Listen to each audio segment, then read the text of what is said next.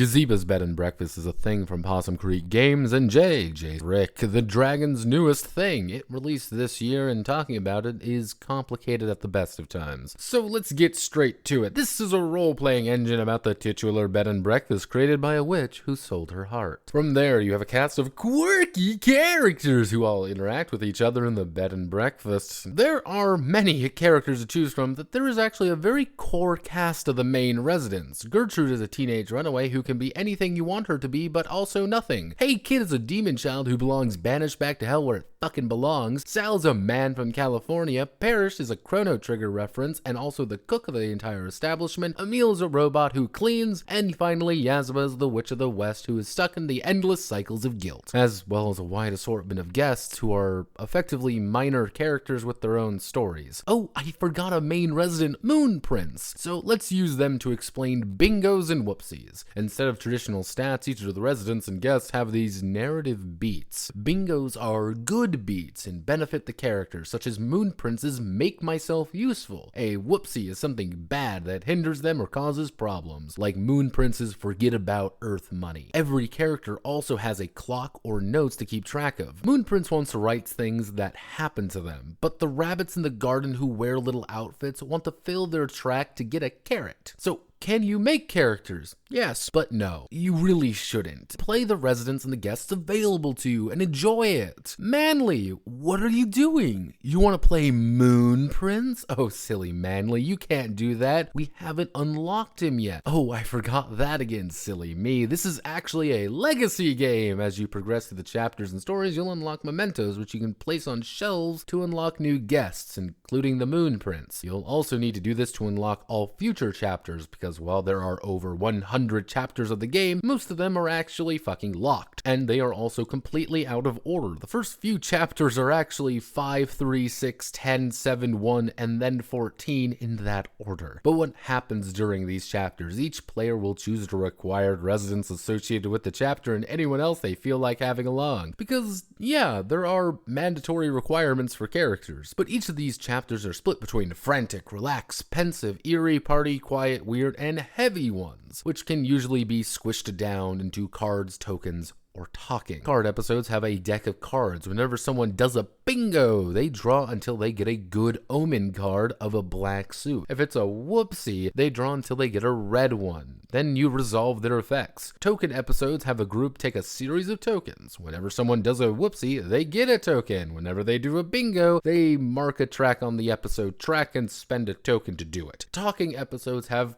people talk, usually leveraging tokens on a card to answer a question, and that the player playing the character will answer if they bingo or whoopsie it. That's the entire game, actually. It's 98% role-playing and 2% being an improv theater book. If you follow the episodes consistently, you actually have a linear story about Gertrude, the main character, and the residents' relationships until the titular Yazeba leaves. That's it. You did it. You beat Bed and Breakfast. I need someone more qualified to handle my following thoughts. I need to call on one man who is experienced with this state of being, and I think we're all excited to have him back.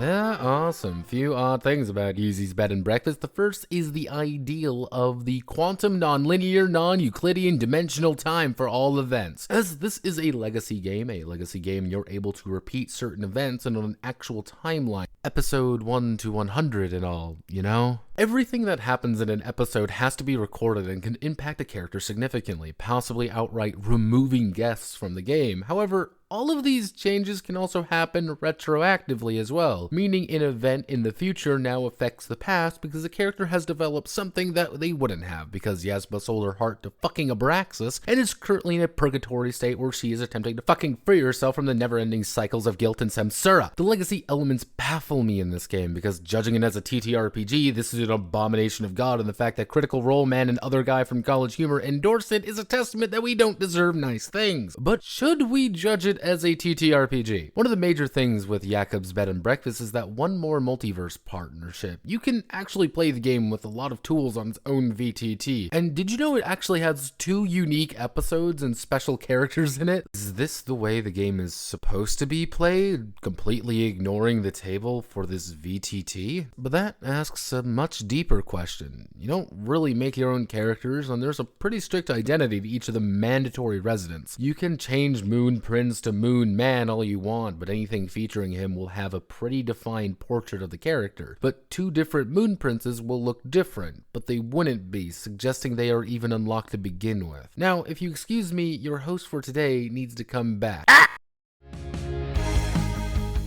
Yona's Bed and Breakfast is not a TTRPG. It's an experience you're supposed to play on a special VTT on the same level of Habbo Hotel's open pool with less personality due to having to play J and J Selves OCs, who are all non-entities because anyone can play them at the same time, so no one actually has anything. Everything becomes this weird gray goo of nothingness, but I'm fascinated by it. The same part of my mind that is fascinated by jumping off a tall building or watching a meth head OD in the park. I am compelled in my struggle to kill the Trigons. I will escape the cycles of guilt. I must find a reason to peel that onion, and Yazeba's is just one part of that big question. What makes a tabletop role-playing game? My name is Notepad, and this was Yazeba's Bed and Breakfast. If you like what I do here, feel free to like, comment, and subscribe, and many thanks to Plutocrats as always. Godspeed, good luck, and make sure to unlock the ending.